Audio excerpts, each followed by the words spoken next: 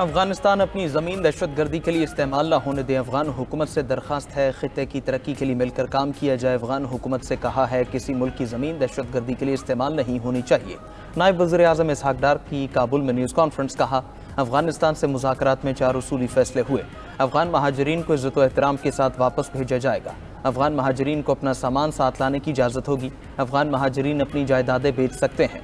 Track and trace system से transit trade में तेज़ी आएगी। इसहाक डार की अबूरी अफगान वज़ीर आज़म मुल्ला मोहम्मद हसन अखवंद से मुलाकात।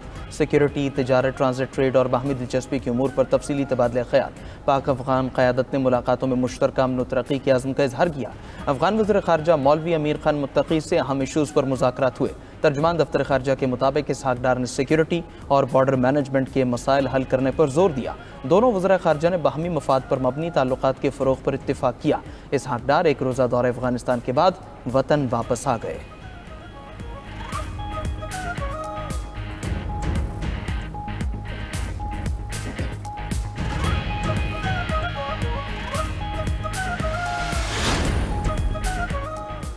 जो कहते हैं कोई डील हो रही है उनकी अक्ल चली गई। बातचीत बानी पीटीआई की रिहाई के लिए नहीं होनी। पार्टी क़यादत से कहता हूं अब हमारी वो हैसियत नहीं रही। पीटीआई रहनुमा आज़म सवाती की रावलपिंडी में मीडिया से गुफ्तगू। कहा बाकायदा बातचीत के लिए आरिफ अलवी के जवाब का इंतजार है। आरिफ अलवी बानी पीटीआई के राइट हैंड हैं। बानी पीटीआई सिर्फ जमहूरियत और आइन की हुक्मरानी के लिए बात करेंगे। बानी चेयरमैन से मुलाकात में कहा था मानसहरा में मेरा 1 लाख वोट था, अब 1 वोट भी नहीं है। रावलपिंडी में मीडिया से गुफ्तगू में जरताज गुल बोली बानी पीटीआई कभी डील नहीं करेंगे। पीटीआई को फिक्स करने की कोशिश की जा रही है, लेकिन बानी पीटीआई का नजरिया कभी नहीं खत्म होगा।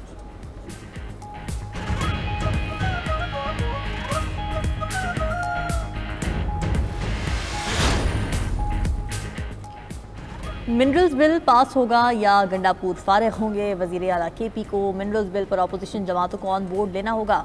देखते हैं गंडापुर मिनरल्स बिल पास करवाएंगे या नौकरी बचाएंगे। गवर्नर केपी फैसल करीम कुंडी की पेशावर में मीडिया से गुफ्तगू। कहा गंडापुर इस्लामाबाद से मिलने वाला टास्क अच्छे बच्चों की तरह पूरा करते हैं। गवर्नर ने मजीद कहा कि वजीर आज़म बताएं क्या केपी पीटीआई को ठेके पर दिया है? वजीर आज़म ने कभी पेशावर आने की तकलीफ नहीं की। सूबे में करप्शन हो रही है। पीटीआई के लोग एक दूसरे पर करप्शन के इल्ज़ामात लगा रहे हैं। वजीर आला अली अमीन गंडापुर ने टैक्स के पैसे जलसे जुलूसों में उड़ा दिए।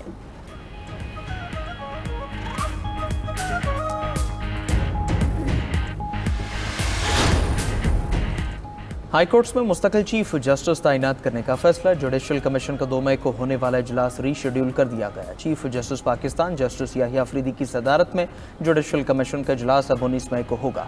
जुडिशल कमीशन इजलास में हाई कोर्ट्स के चीफ जस्टिस के नामों पर गौर होगा। ज़राए के मुताबिक 4 मई तक 4 सूबाई हाई कोर्ट्स के लिए नामजदगियाँ तलब कर ली गई। बलोचिस्तान और सिंध हाई कोर्ट्स के चीफ जस्टिस की तैनाती पर गौर किया जाएगा। पेशावर और इस्लामाबाद हाई कोर्ट्स में चीफ जस्टिस की तैनाती पर भी गौर होगा।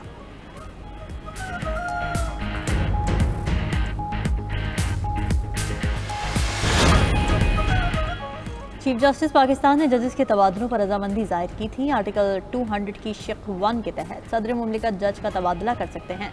इस्लामाबाद हाई कोर्ट जजेस ट्रांसफर सीनियरिटी केस में रजिस्ट्रार सुप्रीम कोर्ट का अदालत में जवाब जमा।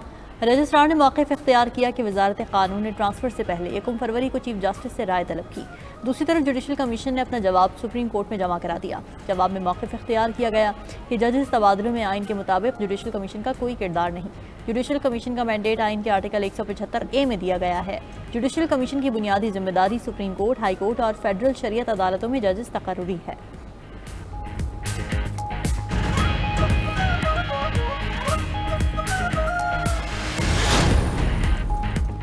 पाक फौज ने हमेशा किरदार, जुर्रत और काबिलियत की भरपूर सिफात को बरकरार रखा है। Army chief general Saeed Asim Munir का टीम स्पिरिट मुकाबले के शुरा से खिताब। कहा दहशतगर्दी के खिलाफ जंग में हमारे सिपाहियों ने अपने आला फौजी औसाफ को बखूबी साबित किया। टीम स्पिरिट मशकों का इनेकाद मुख्तलिफ ममालिक की अफवाज के तजुर्बात को यकजा करना और एक दूसरे के तजुर्बात से सीखने का इरादा है। ISPR के मुताबिक सिपा सालार ने मशकों का मुआयना किया और टीम्स के अज़्म हिम्मत की तारीफ की। नुमाया कारकर्दगी दिखाने वाली टीम्स और अफराद को इनामात से नवाजा गया। चैंपियनशिप में सऊदी अरब, चीन, अमरीका, कतर समेत 15 ममालिक की टीम्स शरीक हुई।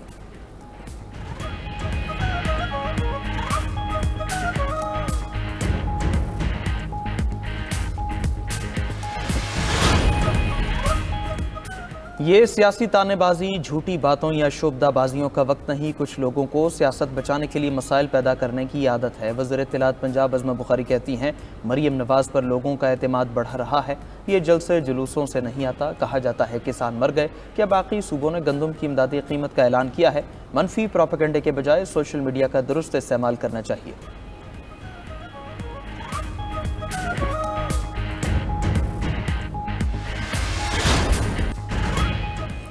कराची के इम्तिहानी नताइज में बेज़ाब्तगियाँ, फैक्ट फाइंडिंग पार्लिमानी कमेटी की रिपोर्ट में होश रुबा इंकशाफात। 92 न्यूज़ का प्रोग्राम खबर क्या है अहम मामला अब आपके सामने ले आया। बलूचिस्तान में कैस्को के 724 अरब 82 करोड़ के वाजिबात हैं। बकाया जात की अदम अदायगी की सज़ा सारिफीन को लोड शेडिंग की सूरत में मिलेगी। हामिला औरतों और कमज़ोर बच्चों के लिए दिए गए फंड्स की बंदरबांट। फंड्स वर्ल्ड बैंक ने जारी किए थे।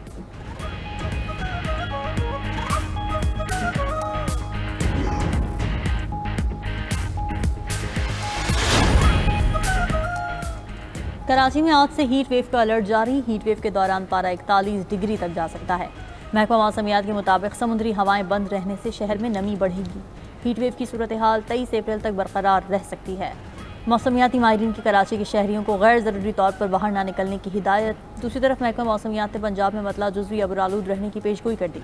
मरी गलियात रावलपिंडी में बारिश और यालाबारी की तवक्को। कश्मीर और गिलगित बल्तिस्तान में भी तेज़ बारिश और यालाबारी का इम्कान। सिंध और बलूचिस्तान में मौसम गर्म और खुश्क रहेगा।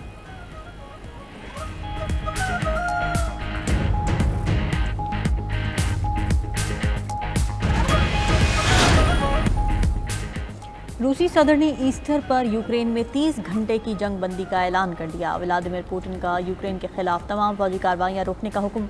कहा उम्मीद है यूक्रेन भी जंग बंदी की हिमायत करेगा। अगर इश्तियाल अंगेजी की गई तो फौरी जवाब देंगे। रूस आज से कल रात तक हमले नहीं करेगा। यूक्रेन का रूसी सदर की जंग बंदी की पेशकश पर भरोसा करने से इनकार। यूक्रेनी वजीर खारिजा का कहना है कि पुतिन ने 30 दिन के बजाय 30 घंटे की जंग बंदी का बयान दिया।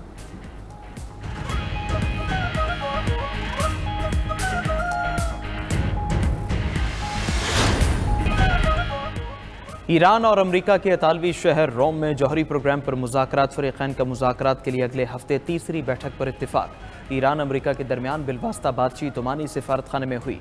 ईरानी वफ़द की क़यादत वज़ीर ख़ारजा अब्बास इराक़ची और अमरीकी वफ़द की क़यादत ख़ुसूसी एलची स्टीव विटकॉफ़ ने की। दोनों वफ़ूद अलग कमरों में बैठे और ओमानी वज़ीर ख़ारजा के ज़रिए बातचीत की। ईरानी वज़ीर ख़ारजा अब्बास इराक़ची ने कहा कि इसराइल मशरक़ वस्ता में अदम इस्तेहकाम का ज़िम्मेदार है। इसराइल एटमी हथियारों से पाक मशरक़ वस्ता की राह में रुकावट है। अमरीका को गैर हकीकी मुतालिबात से गुरेज करना होगा।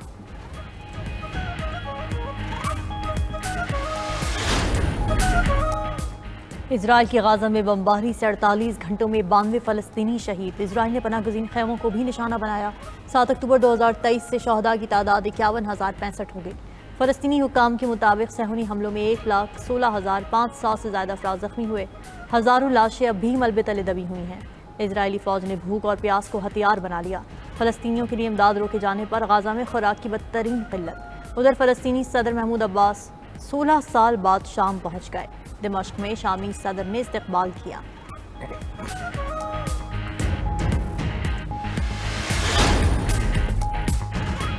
एक्वाडोर में मुर्गों की लड़ाई इंसानों की लड़ाई में बदल गई। मुर्गों की लड़ाई के दौरान फायरिंग के वाक़े में 12 अफराद हलाक हो गए। मीडिया रिपोर्ट्स के मुताबिक फायरिंग का वाक़या एक्वाडोर के सूबा मनाबी में पेश आया। फायरिंग के तबादले में मुतादिद अफराद जख्मी भी हुए। मकामी हुकाम ने वाक़े की तहकीकात का आगाज़ कर दिया।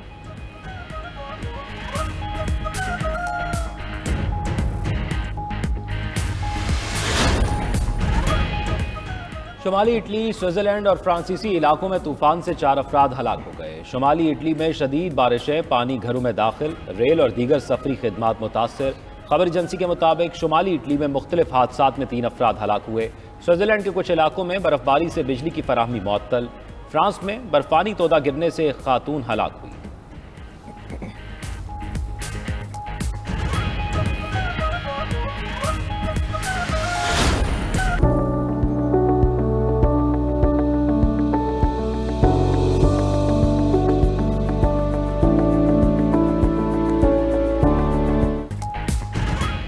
और चांद सितारे मिलकर आसमान पर मुस्कुराहट बिखेरने को तैयार। 25 अप्रैल को अहले ज़मीन सैयारों के मुस्कुराने का मंजर देखेंगे। ज़ोहरा, ज़ुहल और चांद एक साथ नमूदार होकर आसमान पर स्माइली फेस बनाएंगे। कुदरत का ये नायाब और हसीन नज़ारा सहर के वक्त चंद घंटों के लिए देखा जा सकेगा।